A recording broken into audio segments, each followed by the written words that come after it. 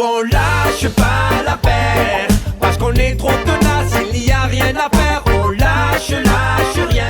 Bonjour, lundi 29 novembre, bon là on vous cache pas que c'est chaud, hein. Ça commence à paniquer en haut lieu. Déjà à la CEPAM 13, la direction tente de camoufler les forts taux de grévistes.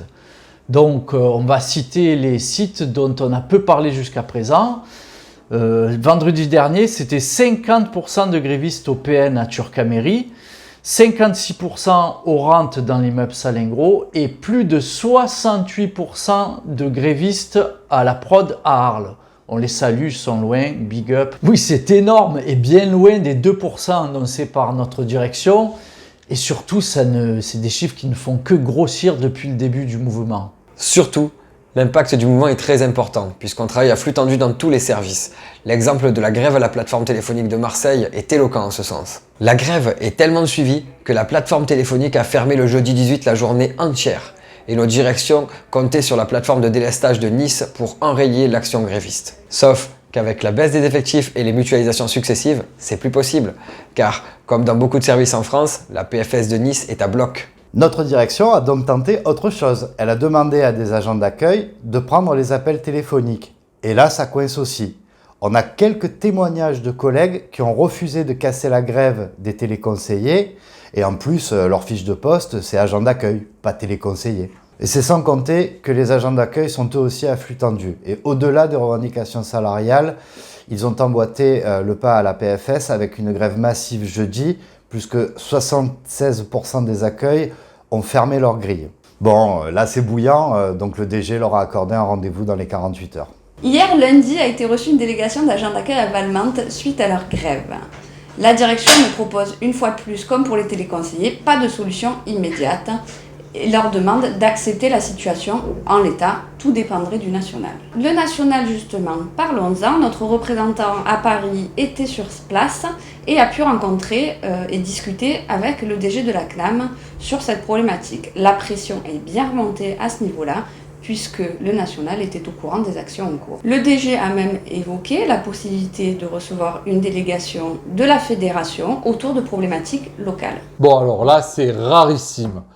Et ça prouve bien qu'à Paris, ils sont au courant que notre mouvement de grève reconductible est très suivi. D'ailleurs, ce mouvement ne cesse de grossir et d'être de plus en plus médiatisé, donc à l'instar de la CARSAT Midi-Pyrénées, à la CNAV de Tours et à de nombreux autres organismes en France. La principale revendication, c'est bien entendu la valeur du point à 10 €, mais c'est aussi des embauches massives, car on sait que ça fait partie du nerf de la guerre. Des embauches massives à la prod feront mécaniquement baisser le taux d'affluence dans les accueils, mais aussi au téléphone, et ainsi permettront d'envisager plus de temps de formation, plus de tâches annexes, des tâches aussi de back-office supplémentaires, et enfin, les passerelles tant attendues pour pouvoir postuler dans les autres services. Et oui, tout ça fait partie d'une certaine reconnaissance, loin du « estimez-vous heureux, je vous permets de télétravailler » qui a été asséné par notre directeur hier lors de la réunion avec les agents d'accueil. Notons quand même que notre DG a annoncé que les agents de sécurité seraient maintenus dans tous les accueils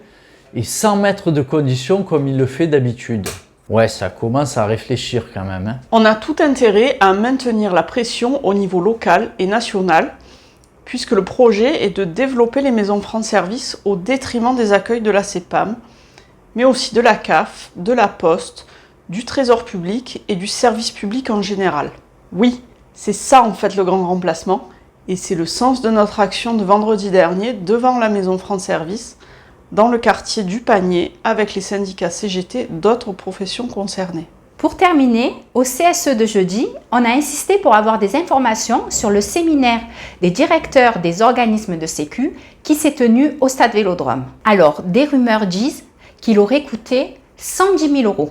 Mais là encore, le directeur n'a pas voulu nous donner d'infos supplémentaires et nous renvoie au national.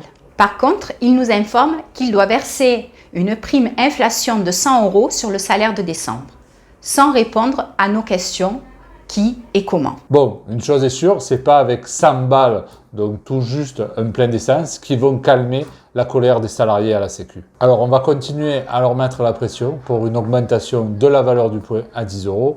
Et d'ailleurs, demain, se réunit une intersyndicale au niveau national avec Sud-FO, la CFDT et la CGT, puisqu'on était à l'origine, et auxquels se rajouteront peut-être la CFTC et la CGC. Bon, la vidéo est un peu longue, mais il y a beaucoup d'infos en ce moment, et c'est pas comme la vidéo postée aujourd'hui par le sous-directeur qui est censé s'occuper du paiement des IJ, des accueils physiques et téléphoniques qui sont en feu. 4 minutes 23 pour ne rien dire. Bravo. Plus sérieusement, il reste 2 vendredis d'ici la réunion de négo du 13 décembre sur les salaires. Tous ensemble, on va encore faire monter le chiffre de grévistes. Le DG de la CNAM et les élites de France et de Navarre ne pourront pas dire qu'ils n'ont pas entendu nos revendications.